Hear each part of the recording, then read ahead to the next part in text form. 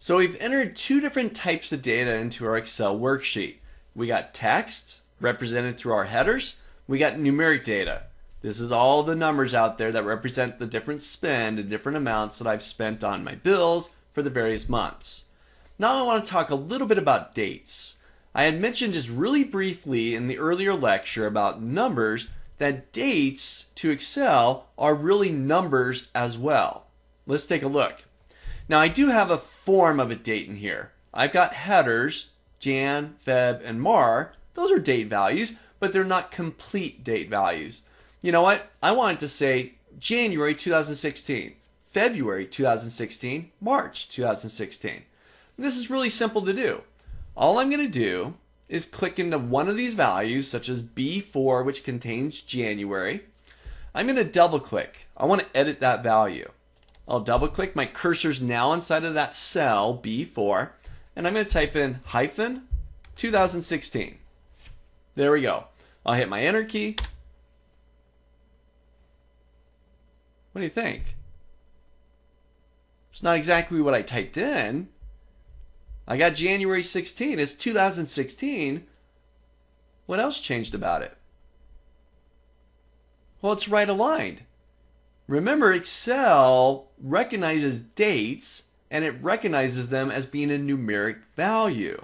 Let's try this again. I'm going to go to C4. I'll double click and I'm going to type in hyphen 2016. I'll hit my enter key. There we go.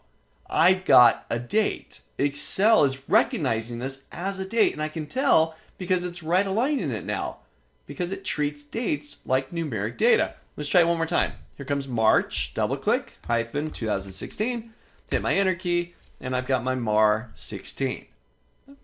Now, this is great. Excel's recognizing it. It's a very smart application. It's doing a lot of the work for me. I didn't have to format it. I just typed it in. It recognized it as a date, and it treats it like a date. But you know what? I wanted to say Jan 2016. Well, you know what? I'm going to select those three cells. I'm just going to left click B4 and drag over to D4. Just grab my three headers. Now, remember, Excel's already done some of the work for us. It recognized it as a date, and it's treating it as a date. But not exactly the way that I really want it to.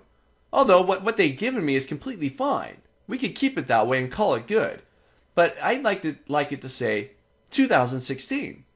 Because I don't want anybody to mistake that this is the 16th day of those months. So now, with those cells selected, I can look at my formula bar and I do see a date. Excel is, again, recognized it as a date. But I'm going to format it a little bit differently. So on my Home tab, about 3/4 of the way to the right, I got a section called Number. And I can see that it's customized the number format. I'm going to change it. I'll go to a little drop down here.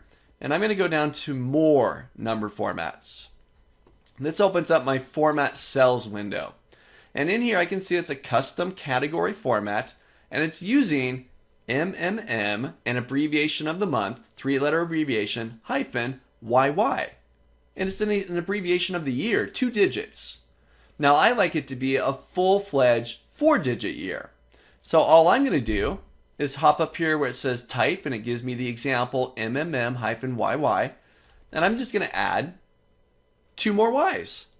YY. And I can see a preview up here. It's Jan 2016. And that's it. I'll hit OK. And I've now got my Jan 2016, February, and March 2016. A simple change. Although Excel did quite a bit of the work for us, already recognizing it as a date, formatting it as such, we just tweaked it a little bit, giving it a little bit more information, 4 Y's rather than the 2, getting the full year out of it. Now I'm totally going to leave this up to you. You could leave it as the 2 digits, completely fine. That's what Excel did by default. Or you can modify it. But entering dates, as long as it's a valid date format, Excel recognizes it and it'll treat it as a date.